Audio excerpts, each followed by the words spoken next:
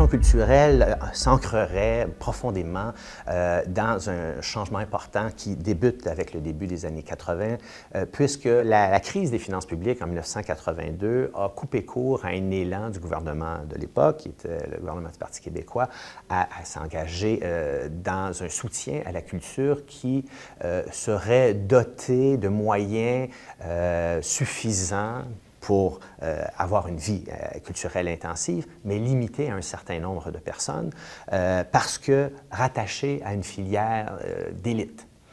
La culture qui avait réussi à garder un peu une classe indépendante ou autonome à l'égard du politique et de l'économique est maintenant appelée à être partie prenante des relances économiques. En 1996, il y avait un grand sommet sur l'économie et l'emploi que M. Bouchard avait convoqué.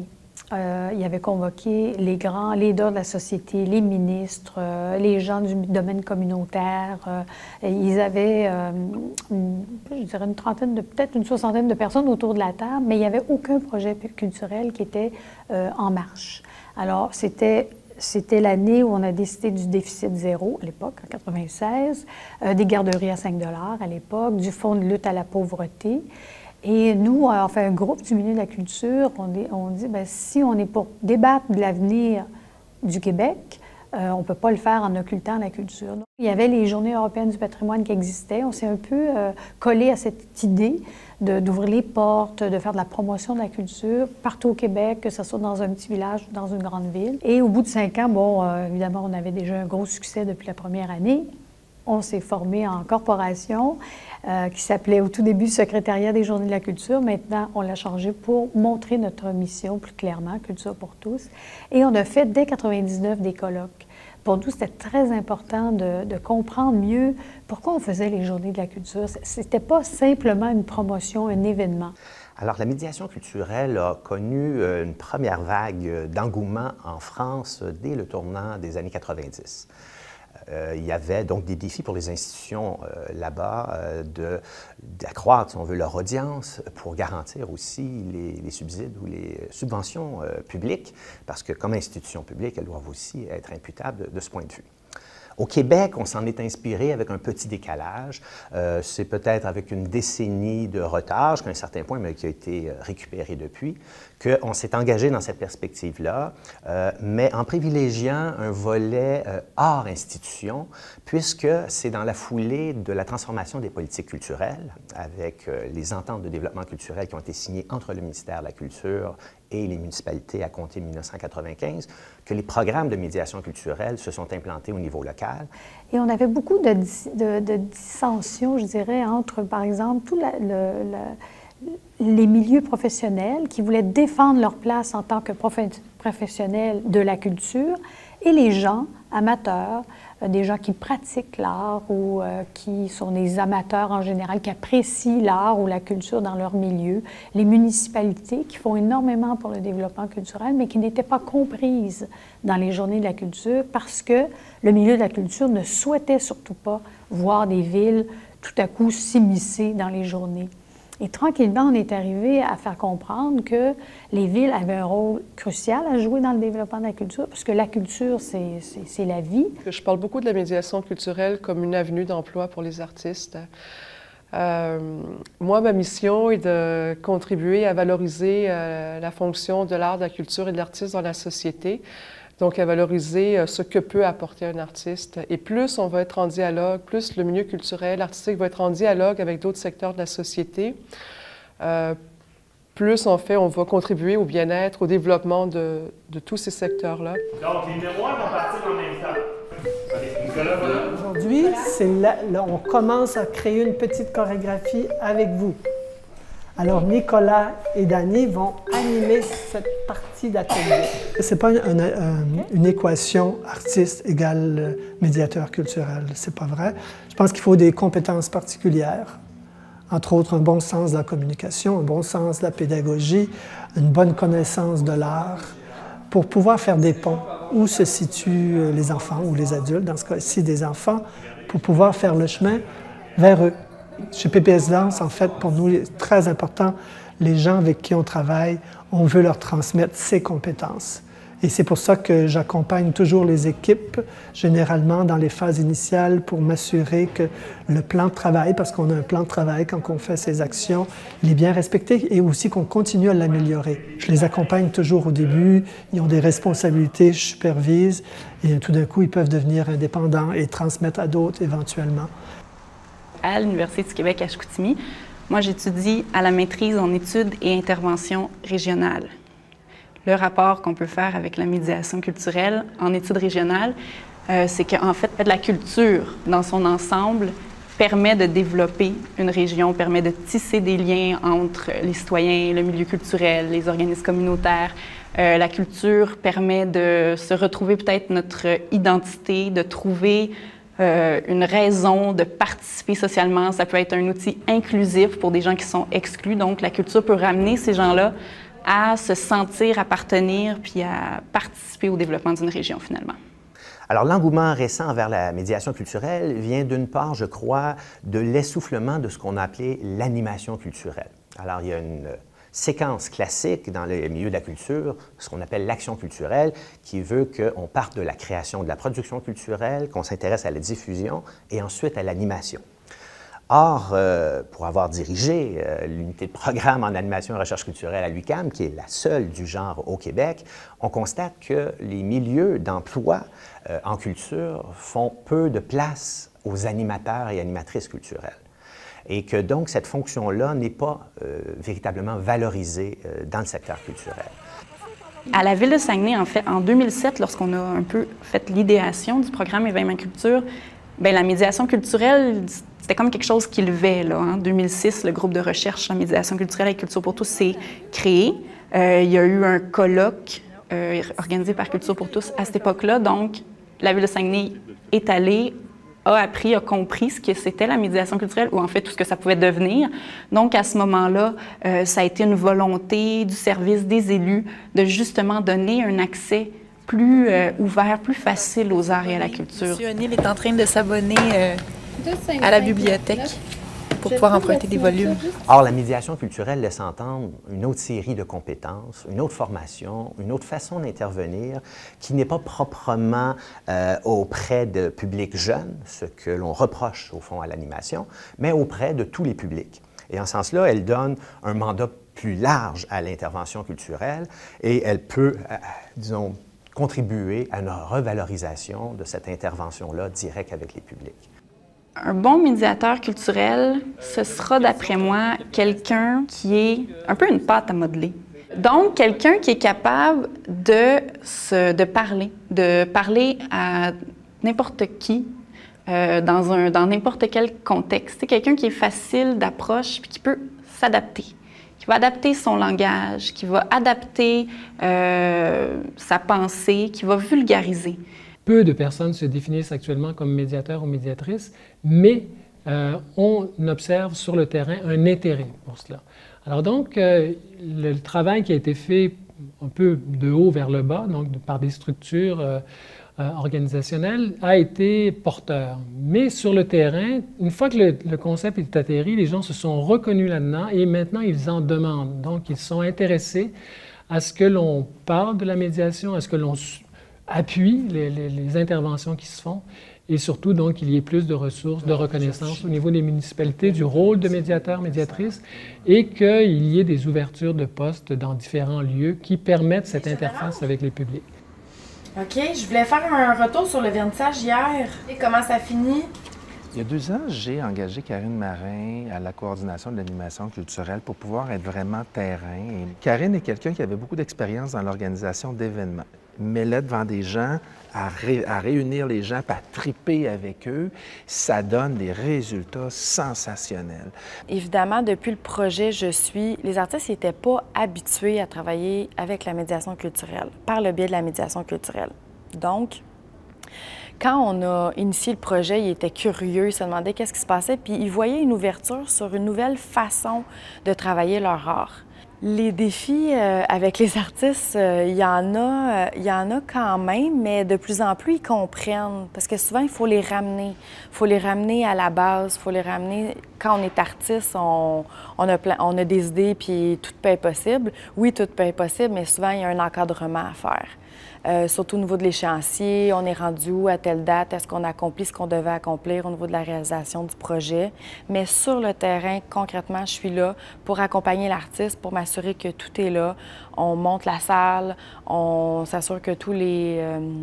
Le matériel est là, que le groupe se présente, que le lien se fait et qu'on puisse réaliser ce qu'on avait comme projet initial. Je me souviens un soir, on avait un rapper dramatique à la bibliothèque. Il y a des jeunes, puis des personnes âgées qui étaient intéressés à venir juste regarder parce que, en concert, on va aller voir ça. Et je vois encore des jeunes qui étaient à côté des personnes âgées et qui prenaient le bras pour les aider à faire le mouvement et qui, avec eux, saccadaient le mouvement rap et dansaient. Les jeunes étaient répartis parmi les personnes plus âgées pour les aider. Et tout ça parce que Karine avait créé l'environnement, elle avait l'idée vraiment, coaché vraiment l'artiste dans cette direction-là. Elle avait rencontré les jeunes avant pour leur faire des propositions. Elle avait jasé avec les personnes âgées dès leur arrivée et ça avait créé ça. Elle partait, là, puis il y avait une dizaine d'activités par semaine, pratiquement, là, à dealer. Fait que c'est pour ça qu'elle a appris beaucoup en le faisant, beaucoup par mon coaching et par les formations additionnelles que je suis allé chercher pour elle du côté de Culture pour tous ou de la Société des musées québécois qui offre d'excellentes formations. Il y a des formations d'appoint que Culture pour tous, par exemple, on fait avec, en faisant des séminaires, en partant de justement des pratiques des gens. C'est très, il y a une partie théorique, mais une partie d'expérience culturelle, puisqu'on est un peu au début de tout ça. On a un site, un portail web qu'on a développé depuis quelques années, très documenté, parce qu'on voulait offrir au milieu de la culture, premièrement, aux acteurs culturels, les animateurs culturels, les étudiants, bien sûr, les travailleurs, des outils pour peut-être mieux agir ou pour développer des projets de médiation culturelle davantage. Et on est en train de travailler avec l'UQAM, notamment, où dans le programme Animation Recherche culturelle, on vient d'ajouter un cours sur la médiation culturelle.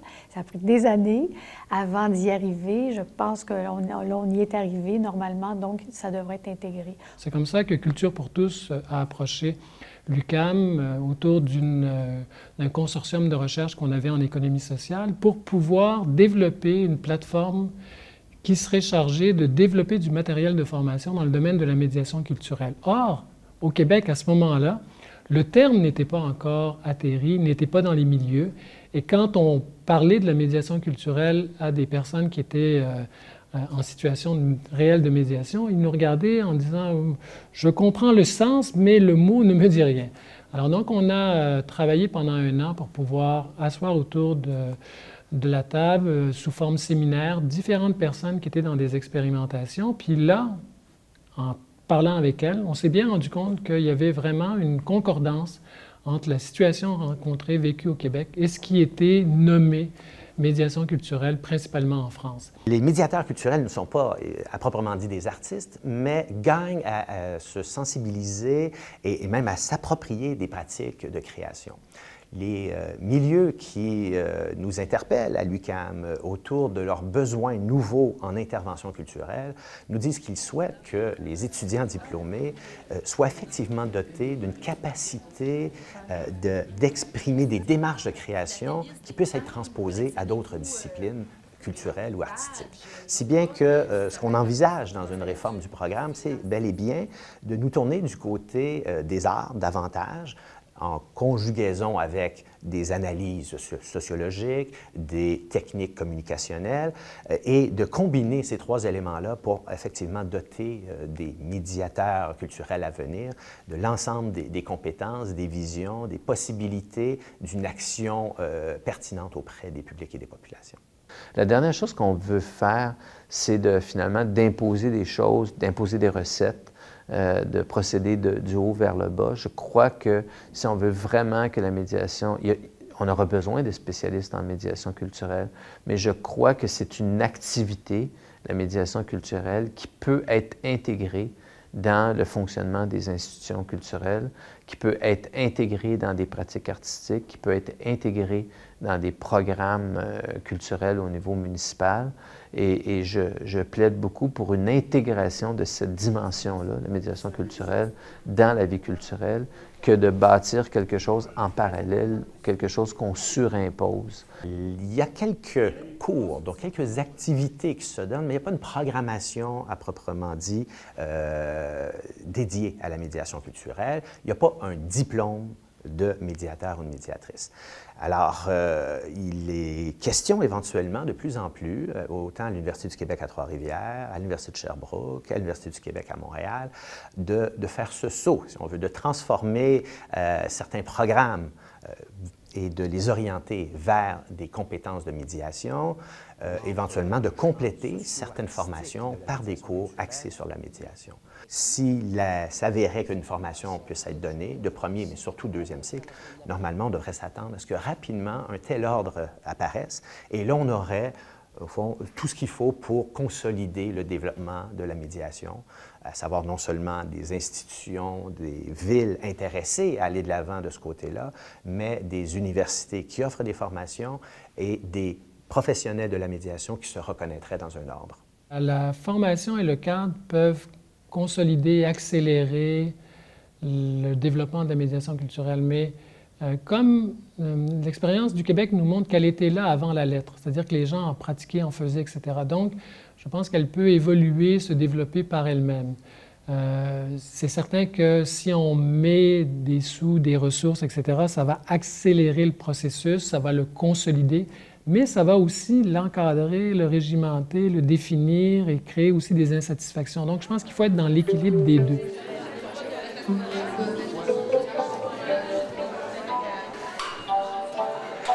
Alors, c'est une journée quand même spéciale pour nous.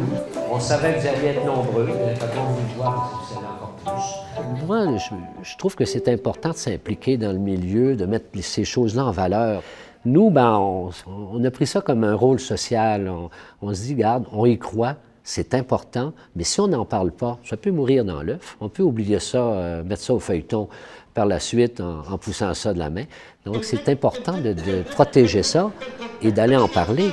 J'enlève ça. C'est des étudiants finissants en éducation spécialisée. Puis ce qu'on voulait, avec quoi on voulait les familiariser, c'est avec l'utilisation de médiums pour faire de l'intervention. Puis ce qui se fait à l'ENAM, c'est un bel exemple de comment on peut intervenir avec des personnes qui ont des problèmes en santé mentale. Il y a une préoccupation de faire découvrir ce qui peut être des nouveaux médiums, puis des médiums différents pour faire de l'intervention. Et dans le cadre du projet de 6e session, dans le fond, c'est tous des finissants qui sont là à essayer d'élargir, si on veut, leur éventail, leurs possibilités, puis leur palette de médiums. On nous envoie des messages clairs. Ne soyez pas trop cadrés. Là. On ne veut pas avoir le médiation culturelle 101, 202, 303, etc. Vous voyez, un programme très élaboré. Parce que la culture, et je pense que je suis d'accord avec ça, la culture se vit dans la pluralité et dans l'interdisciplinarité. Donc, il faut être très aussi à l'aise avec le développement local, avec le développement social, avec évidemment toute la dimension politique. Et il faut donc pouvoir respirer dans d'autres situations, être en dialogue avec d'autres acteurs. Et tout cela va permettre un développement de la médiation qui ne sera pas trop enchaîné, disons, par des contraintes publiques de définition, d'encadrement de loi, etc. Aussi, je verrai des capsules qui peuvent être dans différents programmes. Par exemple, si on a un programme en développement local, là, on pourrait très bien avoir une capsule de 2 ou 3 cours sur la médiation culturelle pour ouvrir, attirer l'attention, sensibiliser des personnes qui vont travailler comme développeurs locaux à la dimension culturelle et qu'est-ce que ça signifie l'interface, l'écoute et à quel type de besoins ils peuvent avoir à répondre. Le milieu culturel, comme plein d'autres champs de la société, s'est développé quand même en silo, dans un angle vraiment vertical de développement disciplinaire. Beaucoup en culture parce que c'est un secteur très précaire qui doit aussi se consolider, mais on pourrait appliquer cela à la gestion aussi. On le voit justement Quand on parle d'innovation sociale aujourd'hui, on fait appel au terme d'interdisciplinarité et d'horizontalité. Donc, c'est la même chose en culture. Et donc, le secteur culturel doit absolument, en fait, parler aux gens du développement social et du développement économique si on veut vraiment faire valoir que la dimension culturelle est un facteur de développement essentiel. Donc, le groupe de recherche sur la médiation culturelle, qui est ouvert évidemment à des chercheurs universitaires, mais aussi à des praticiens du milieu, à des gens issus des municipalités intéressées, d'une part, nous convie à une rencontre entre ces différents acteurs-là, qui n'est pas toujours si facile à établir, mais ce que favorise même le concept de médiation culturelle. Et il produit de cette rencontre-là une nouvelle perspective sur les interventions dans le domaine culturel, des conciliations entre des champs de la culture qui ne se parlent pas toujours et qui peut produire donc des connaissances nouvelles à travers des remises en question. L'importance de ce groupe de recherche sur la médiation culturelle au Québec est incroyable parce que, premièrement, ça nous met en lien avec des chercheurs, mais de plusieurs milieux, de partout au Québec. Puis, ça nous permet de faire des rencontres qui vont nous permettre d'évaluer aussi ce qu'on fait parce que faire, c'est bien beau, mais des fois, il faut s'asseoir, se reculer et dire « OK, j'ai fait ceci, est-ce que c'est bon? Est-ce que j'ai atteint mes objectifs? Est-ce que j'ai touché les gens comme je voulais les toucher? Est-ce que j'ai vraiment un impact dans le milieu? Est-ce que ce que je fais, ça aide ou ça nuit, finalement? Qui sait? Et est-ce que, aussi, est-ce que ça rapporte? Parce que ça, c'est la question qu'on n'a pas le choix de se poser aujourd'hui, des engagements de l'État, la difficulté que les organisations ont à se financer. Mais de plus en plus, si on est appelé à aller chercher des partenaires financiers, peut-être même des partenaires privés, il faut être capable de leur montrer, regarde, moi je fais ceci, cela rapporte ça, et ça a ça comme impact. Donc moi, je pense qu'une participation culturelle élevée, ça fait des citoyens plus allumés, plus créatifs, plus capables finalement d'avoir un contrôle sur leur propre vie, sur leur trajectoire. C'est clair aussi que ça a plein d'impact au niveau économique, dans le sens que on a plein de preuves qui montrent que l'économie fonctionne beaucoup à la confiance sociale. Et les arts et la culture, c'est quelque chose qui développe beaucoup la confiance sociale. Quand il n'y a pas de confiance dans les institutions, le marché ne fonctionne pas bien. Et à travers le monde aujourd'hui, il y a la Convention de l'UNESCO sur la protection des expressions culturelles qui est importante. Il y a encore des pays comme les États-Unis qui ne l'ont pas signée, mais je pense qu'on est en voie d'un développement. Puis il n'y a pas de développement durable s'il n'y a pas de culture. Et nous, on milite pour que la culture soit un des piliers du développement durable.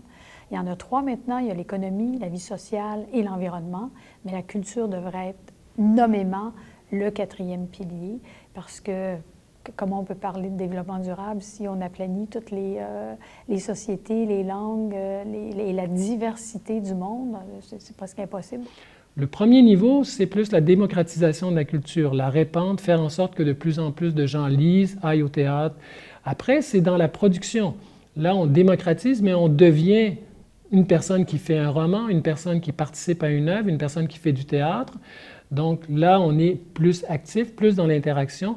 Et l'autre niveau, c'est celui de l'engagement plus politique, c'est-à-dire comment on intègre la culture dans le vivre ensemble, dans le bien commun, dans ce qui fait le nous, là, qui n'est pas seulement un nous d'un espace territorial politique ou un nous économique appartenir à la grande économie de Montréal. Il y a aussi autre chose, et ce nous-là, il peut bénéficier de la participation de la population. Plus les gens vont savoir de quoi il en retourne, plus les gens vont comprendre l'importance, l'intérêt, le fun qu'il y a à participer à la vie culturelle, à s'y intégrer, à aller à la rencontre, à créer, à être curieux, bien plus on va asseoir cette définition-là, puis plus on va se l'approprier. Puis en s'appropriant un peu la médiation culturelle, bien, on s'approprie notre culture, on s'approprie les outils culturels, les lieux culturels, bref, on revient vers une identité collective, une identité d'appartenance du territoire, de notre quartier, du milieu, d'un centre d'artistes, d'un musée. Moi, je suis convaincu que c'est une bonne approche.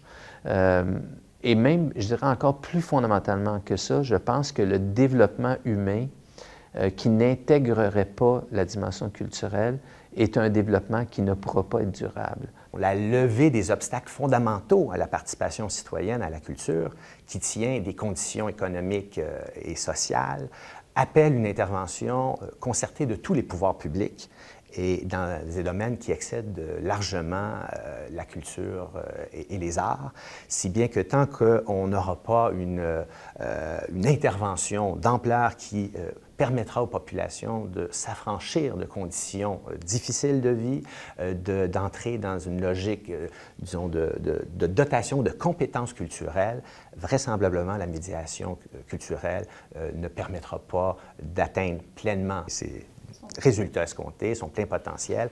Ce qu'on sait, c'est que le capitalisme financier vit de crise en crise et à chaque fois, la culture est appelée à être au rendez-vous d'une réponse, d'une solution à cette crise. On imagine donc qu'on va aller vers un approfondissement de certains usages de la culture à des fins de réponse aux crises économiques.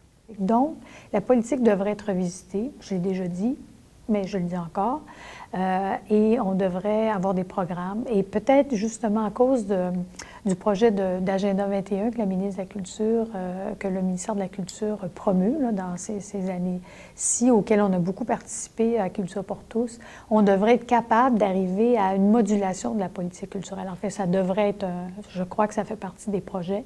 Je le souhaite ardemment et le plus rapidement possible pour qu'on ait un peu d'aide pour injecter davantage de ces projets de médiation culturelle qui peuvent faire une grosse différence dans la vie des gens, à l'école, au travail ou dans leur milieu de vie, dans leur ville ou village.